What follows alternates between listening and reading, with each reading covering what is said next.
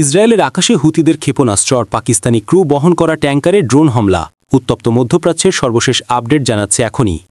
মধ্য ইসরায়েল ও দক্ষিণ পশ্চিম তীর লক্ষ্য করে ব্যালিস্টিক ক্ষেপণাস্ত্র ছুড়েছে ইয়েমেনের সশস্ত্র গোষ্ঠী হুথি। এ সময় ইসরায়েলের বিভিন্ন এলাকায় সতর্কতা সাইরেন বেজে ওঠে। খবর টাইম অব ইসরায়েলের।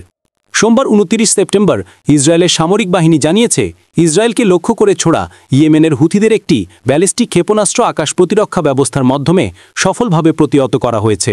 প্রতিবেদনে বলা হয়, ক্ষেপণাস্ত্র নিক্ষেপের ঘটনায় মধ্য ইসরায়েল ও দক্ষিণ পশ্চিম তীরের কয়েকটি বসতিতে সতর্কতামূলক সাইরেন বেজে ওঠে। তবে তাৎক্ষণিকভাবে ক্ষয়ক্ষতি বা হতাহতের কোনো খবর পাওয়া যায়নি। গাজায় ফিলিস্তিনিদের উপর ইসরায়েলি আগ্রাসনের জবাবে প্রায়ই ইসরায়েলে ক্ষেপণাস্ত্র ছুটছে হুতিরা।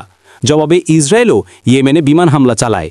এদিকে নেতানিয়াহু বাহিনীর বর্বরতায় ফিলিস্তিনের অবস্থা চরম পর্যায়ে পৌঁছেছে। স্থানীয় সময় রোববার গাজার বিভিন্ন এলাকায় হামলা চালায় ইসরায়েলি সেনারা। এতে হতাহত হন বহু ফিলিস্তিনি। সংবাদমাধ্যম আল জাজিরা জানায়, ইসরায়েলি হামলায় ধ্বংস হচ্ছে আবাসিক এলাকা, স্কুল এবং হাসপাতাল। পাশাপাশি হতাহতদের কাছে চিকিৎসা পৌঁছানো কঠিন হয়ে পড়েছে।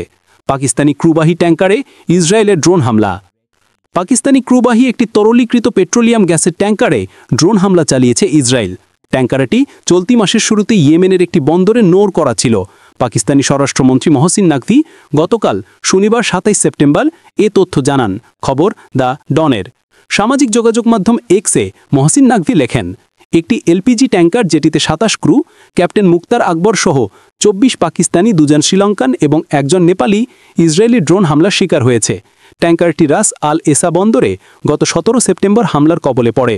তিনি লেখেন, ড্রোন হামলার পর জাহাজটির একটি এলপিজি বিস্ফোরিত হওয়ার পর এতে আগুন ধরে যায়, যা ক্রুরা নিয়ন্ত্রণে আনেন। এরপর হুতিরা জাহাজটির নিয়ন্ত্রণ নেয় এবং ক্রুদের জিম্মি করে। তবে হুতিরা পরবর্তীতে ট্যাঙ্কার ও ক্রুদের ছেড়ে যায়। এখন এটি ইয়েমেনের জলসীমার বাইরে রয়েছে বলেও জানিয়েছেন নাকভি। ক্রুদের নিরাপত্তা নিয়ে আশাহত হলেও বেসামরিক ও নিরাপত্তা কর্মীদের প্রচেষ্টায় পাকিস্তানি ক্রুরা মুক্তি পান বলে উল্লেখ করেছেন তিনি।